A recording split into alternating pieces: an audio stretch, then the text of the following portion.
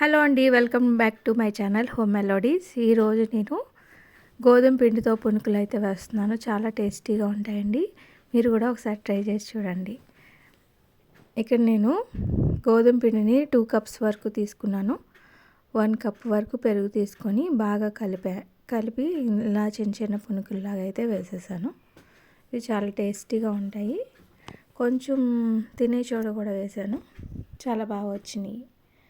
ఇప్పుడైతే నూనెలో ఇలా చిన్న చిన్న పునుకుల్లాగా అయితే వేసేస్తున్నాను. ఇవి చిన్న చిన్నగా వేసిన తర్వాత కొంచెం మీడియం ఫ్లేమ్లోనే పెట్టుకోవాలి. లోపల అంతా కుక్ అయ్యే వరకు కూడా మీడియం ఫ్లేమ్లో కుక్ అయిన తర్వాత ఒక్కొక్కటిగా తిరిగేస్తూ వేయించుకోవాలి. ఇక్కడ గోధుమ పిండితో వేసాను, కానీ అయినా కూడా బాగా వచ్చినాయి. మైదా కంటే గోధుమ పిండి వాడటం మంచిది. ఇక్కడ ఇలా చిన్న చిన్నగా వేసేసుకున్న తర్వాత కొంచెం మీడియం ఫ్లేమ్లోనే వేయించుకుంటే వేగిపోతాయి. హై ఫ్లేమ్లో కంటే మీడియం ఫ్లేమ్లోనే వేయించుకోవాలి.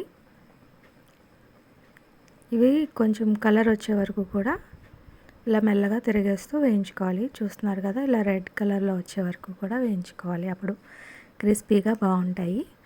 ఇప్పుడైతే ఇవి తీసేసుకొని మళ్ళీ మిగతా పిండి కూడా ఇలాగే వేసేసుకోవాలి. చూస్తున్నారు కదా, రెడ్ కలర్లోకి వచ్చేసినాయి. చూస్తుంటేనే తినాలనిపిస్తుంది కదా, చాలా బాగా వచ్చినాయి. దీనికి చట్నీ కూడా తయారు చేద్దాము. నేను ఇక్కడ ఉసిరికాయ తొక్కుతో చట్నీని అయితే ప్రిపేర్ చేస్తున్నాను. ఇక్కడ ఉసిరికాయ, అల్లము ఇలా తురుముకొని పెట్టుకున్నానండి. అది 2 స్పూన్స్ వరకు యూస్ చేస్తున్నాను.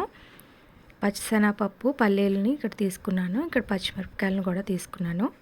ఇవన్నీ కూడా ఒక్కొక్కటిగా వేయించేసుకోవాలి. ముందుగా పల్లీలని ఇలా కొంచెం రెడ్ కలర్ వచ్చే వరకు కూడా వేయించుకోవాలి. ఇలా వేగిపోయిన తర్వాత పచ్చిశనగపప్పు వేసేసుకోవాలి. పచ్చిశనగపప్పు వేసుకొని పచ్చిశనగపప్పు కూడా వేయించేసుకోవాలి.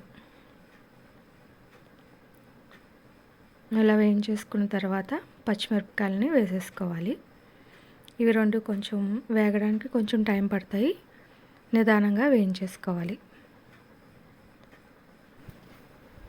ఇవి రెండు కూడా మంచి రంగు వచ్చే వరకు కూడా బాగా వేయించేసుకోవాలి.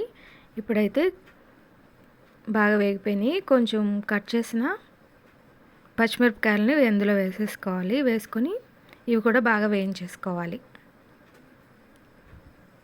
ఇవి వేగుతున్నప్పుడే కొత్తిమీర కూడా కొంచెం వేసుకోవాలి.